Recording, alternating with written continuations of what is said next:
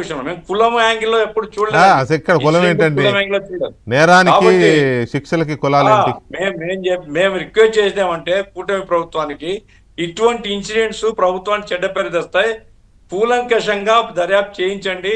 ఆ టీం ఎవరు, చంపి ఏం చేశారు, ప్రజల్లో ఒక విశ్వాసం తీసుకొని రావాలా. ఆ రకంగా కృషి చేయమని మాత్రం మేము కోరుతున్నాం. రామకృష్ణ గారు చెప్పిన మాటలు, గఫూర్ అన్న చెప్పిన మాటల్ని మేము పాజిటివ్ గానే స్వీకరిస్తాం. ఖచ్చితంగా ఇవాళ ప్రభుత్వానికి చెడ్డ పేరు రాని విధంగా దర్యాప్తు జరుగుతుంది.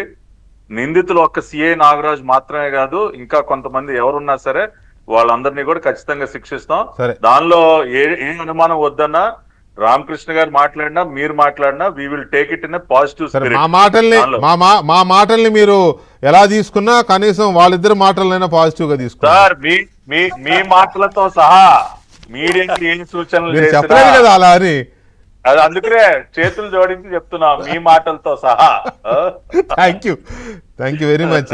ఇది సీరియస్ డిస్కషన్ యాక్చువల్ గా, ఇది ఇట్స్ వెరీ సీరియస్ డిస్కషన్ అండి. ఇలాంటివి ప్రభుత్వానికి మంచి పేరు తీసుకొచ్చేవి కావు. పోలీసులు కూడా ఇలాంటివి చేయకూడదు.